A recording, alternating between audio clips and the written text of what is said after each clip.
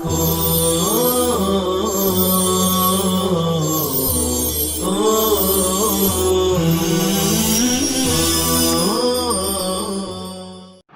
اللہ الرحمن الرحیم الحمد للہ رب العالمین والصلاة والسلام علی سید الانبیاء والمرسلین محمد وعلی آلہ واصحابہ اجمعین اما بعد۔ عزیز طلبہ کرام، ظروف مبنیہ کے اسباق ہم پڑھ رہے ہیں۔ دیکھیے وَمِنْهَا قَطُّ لِلْمَاضِ الْمَنْفِيِّ نَحْوُ مَا رَأَيْتُهُ قَطُّ، اور ظروف مبنیہ میں سے قطُّ ہے، ماضی منفی کے لیے آتا ہے، جیسے ما رأیتہ قط، میں نے اس کو کبھی نہیں دیکھا۔ ما رأیتہ قط، میں نے اس کو کبھی نہیں دیکھا۔ تو قط ماضی منفی کے لیے آتا ہے، جیسے ما رأیتہ قط، میں نے اس کو کبھی نہیں دیکھا۔ یعنی ایک تو ہے صرف اگر ما رأیتہ کہا جاتا، ما رأیتہ میں نے اس کو نہیں دیکھا، تو اس سے بھی معنی پورے ادا ہو رہے ہیں ماضی منفی کے، میں نے اس کو نہیں دیکھا۔ لیکن جب یوں کہا جائے ما رأیتہ قط، میں نے اس کو کبھی نہیں دیکھا، تو کبھی نہیں دیکھنے کے بعد میں اس میں تاکید کے معنی پیدا ہوتے ہیں، اسی لیے کہا جاتا ہے کہ قط ماضی منفی کی تاکید کے لیے آتا ہے، یعنی ماضی کے پورے زمانے کی نفی کے لیے آتا ہے، ماضی کے پورے زمانے کی نفی کے لیے آتا ہے۔ ما رأیتہ قط، ترکیب فعل فاعل مفعول بھی کی ہی ہے، بس فرق یہ ہے کہ قط یہاں ترکیب میں کیا واقع ہوگا، تو قط مفعول فی واقع ہوگا۔ پھر سوال پیدا ہوگا کہ مفعول فی ہی تو منصوب ہوتا ہے، مفعول فی منصوب ہوتا ہے، پھر قط منصوب کیوں نہیں ہے؟ تو جواب مبنی ہے، اور مبنی کا اعراب بدلتا نہیں ہے، تو کیا کہا جائے گا؟ محلا منصوب ہے۔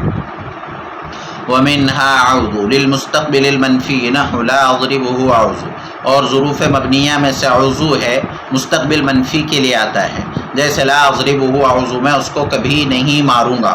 تو اب ظروف مبنیہ میں سے عوضو ہے، جیسے ظروف مبنیہ میں سے قطو ہے، تو ایسے عوضو بھی ہے۔ فرق یہ ہے کہ قطو ماضی منفی کی تاکید کے لیے آتا ہے، اور عوضو مستقبل منفی کی تاکید کے لیے آتا ہے۔ اس میں اور بھی لغت ہے، اسی لیے اس پر دیکھیے اب الگ الگ اعراب دیے گئے ہیں۔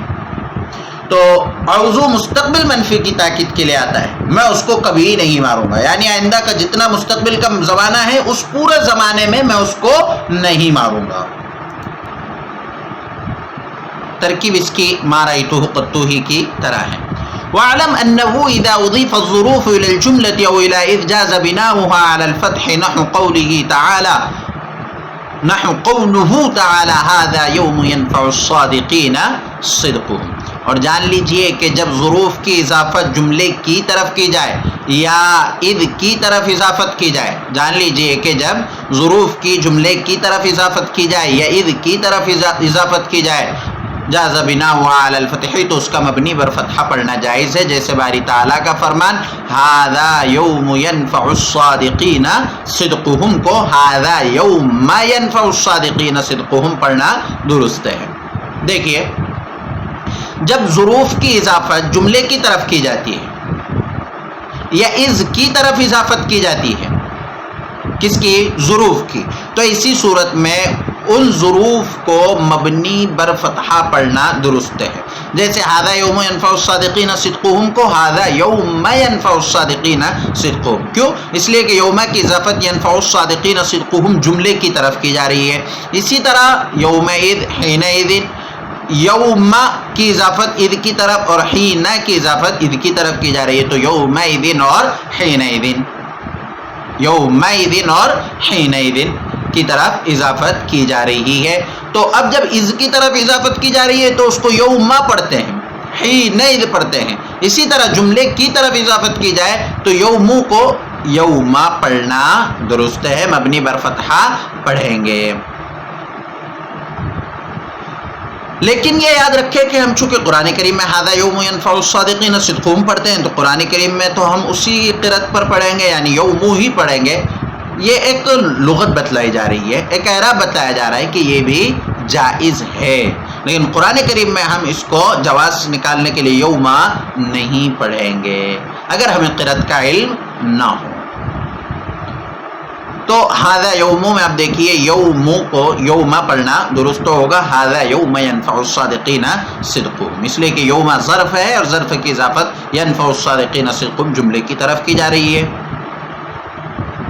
اور یومئذ اور حینئذ میں آپ دیکھیے یومئذ اور حینئذ، اذ ہے، اذ کی طرف اضافت کی جا رہی ہے یوما کی اور حینا کی، تو اس کو بھی یومئذ اور حینئذ پڑھیں گے۔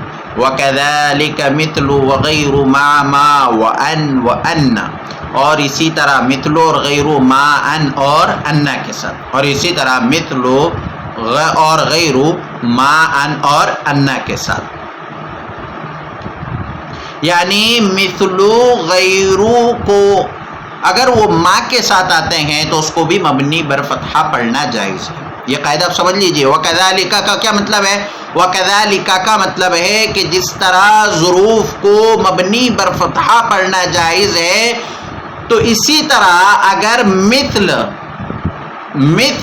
اور غیر، لفظ مثلو اور لفظ غیرو ما کے ساتھ اور مفتوحہ کے ساتھ یا انا کے ساتھ مل کر آتے ہیں، یعنی ان میں سے مثلو ما آتا ہے، تو ایسی صورت میں اس کو بھی مبنی بر فتحہ پڑھنا جائز ہے۔ جیسے مثال سے اس کو سمجھ لیجئے، ضربتہ مثل ما ضرب زید، میں نے اس کو مارا زید کے مارنے کی طرح، میں نے اس کو مارا زید کے مارنے کی طرح۔ تو اب یہاں ضربتہ مثل ما ضرب زید، مثل چونکہ اس کو ما کے ساتھ آ رہا ہے، مثل ما کے ساتھ آ رہا ہے تو اس کو مبنی بر فتحہ پڑھنا جائز ہے۔ اسی طرح ضربتہ غیر ان ضرب زید، میں نے اس کو مارا لیکن زید کو مارنے کی طرح نہیں مارا، میں نے اس کو مارا لیکن زید کے مارنے کی طرح نہیں مارا۔ غیر یہاں لیکن کے معنی میں یعنی اس مار کے علاوہ مارا جو زید کو میں نے مارا اس کے علاوہ مارا۔ تو اب یہاں مثل اور غیر دونوں کو مبنی بر فتحہ پڑھنا جائز ہے۔ تو جس طرح سے ظروف کی جب اضافت اس کی طرف کی جاتی ہے یا جملے کی طرف کی جاتی ہے تو اس کو مبنی بر فتحہ پڑھنا جائز ہے، اسی طرح اگر مثل اور غیر ما کے ساتھ، ان کے ساتھ اور انا کے ساتھ آتے ہیں تو اس کو بھی مبنی بر فتحہ پڑھنا جائز ہے۔ وَمِنْهَا أَمْسِ بِالْكَسْرِ عِنْدَ أَهْلِ الْحِجَازِ، اور ظروف مبنیہ میں سے امسی ہے کسرے کے ساتھ اہل حجاز کے نزدیک، ظروف مبنیہ میں سے امسی ہے کسرے کے ساتھ اہل حجاز کے نزدیک۔ اب دیکھیے امسی یہ معرب بھی ہوتا ہے اور مبنی بھی ہوتا ہے، امسی معرب بھی ہوتا ہے اور مبنی بھی ہوتا ہے، اسی لیے کہا گیا اہل حجاز کے نزدیک امسی کسرے کے ساتھ ظروف مبنیہ میں سے۔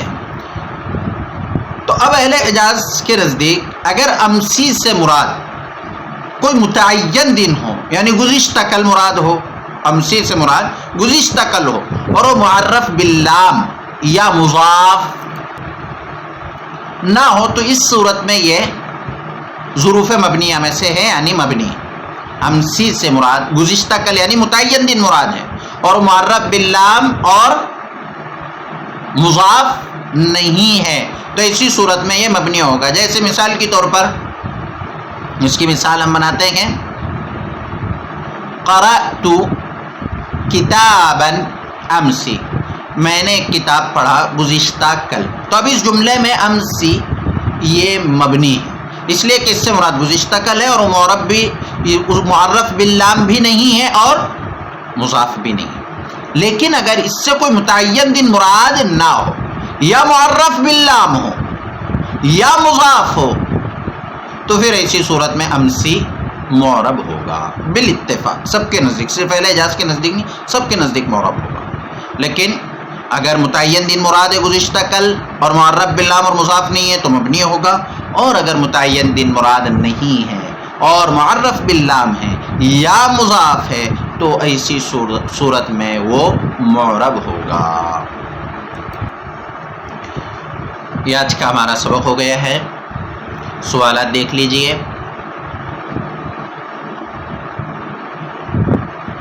وَمِنْهَا قَطُّ کس معنی کے لیے آتا ہے؟ دوسرا سوال اوضو کس معنی کے لیے آتا ہے؟ تیسرا سوال ظروف کی جملے کی طرف یا اس کی طرف اضافت کر دی جائے تو اس کو کس طرح پڑھنا جائز اور درست ہے؟ اور آخری سوال امسی کا کیا معنی ہے اور معرب اور مبنی کب کب ہوتا ہے؟ یہ ہمارا ظروف کا مکمل سبق ہو گیا ہے. ظروف مبنیہ، چونکہ ظروف مبنیہ یہ مبنی کے اقسام میں سے تھا. فصل الظروف المبنیۃ علی اقسام، یہاں سے ہم نے شروع کیا تھا اور الحمدللہ یہ ظروف مبنیہ کا سبق بھی آج ہمارا پورا ہو گیا. اللہ تعالی ہمیں قرآن و حدیث کو سمجھنے میں نحو کے ذریعے ہماری معاونت فرمائے، مدد فرمائے، اور علوم عالیہ اور علوم عالیہ ہر ایک میں ہمیں دسترس نصیب فرمائے، اور اللہ رب العزت اپنی رضا نصیب فرمائے. وصلی اللہ وسلم تسلیما کثیرا.